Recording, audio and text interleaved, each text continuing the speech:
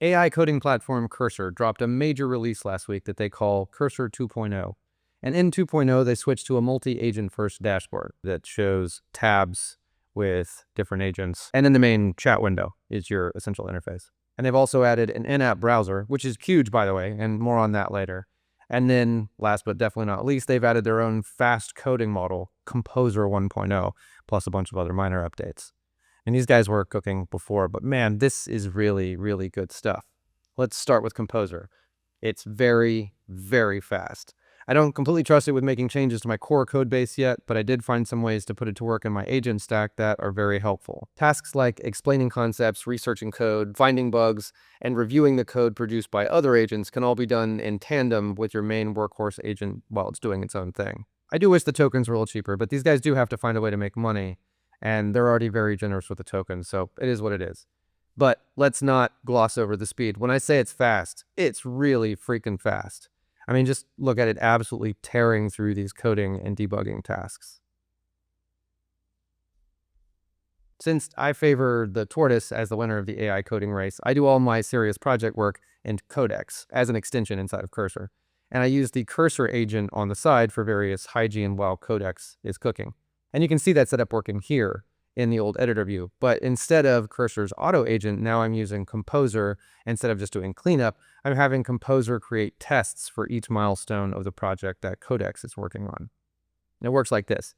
I develop a PRD or project plan with Codex, often spending hours on this step alone, iterating until I'm happy with the result, which is then stored in a markdown file like project-guide.md or something similar.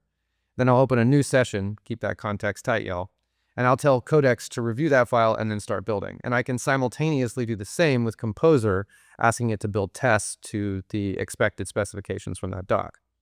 And as Codex moves on to the next task, I can direct Composer to run the tests on the newly finished code or to perform a code review, as you can see here, and then output those issues into a running list also in Markdown. And then I can feed that Markdown into Codex when it completes its tasks and iterate round and round we go, which is sick. It's crazy.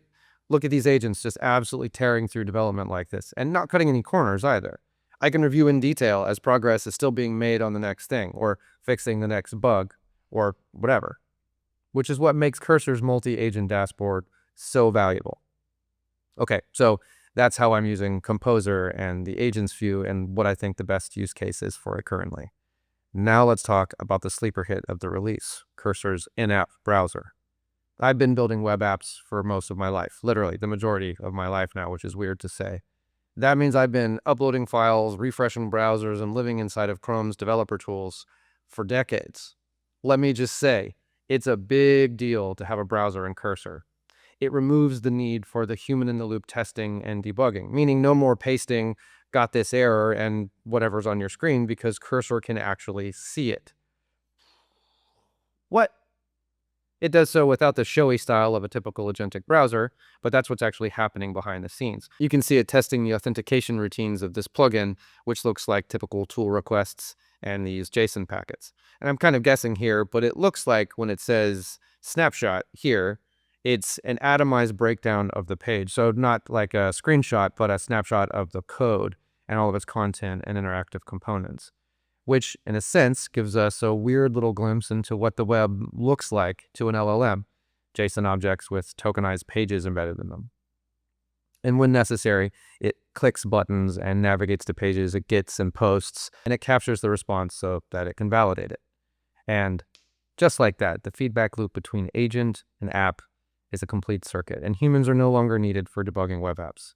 Not most of the time anyway. I'm sure there will be exceptions, but in time, I imagine those will be handled too. Incredible. This really has been the year of agents. It took most of the year for this stuff to hit prime time, but now agents are everywhere. I'm running multiple agents. Cursor is running multiple agents building right now as I record this. And that's just normal now.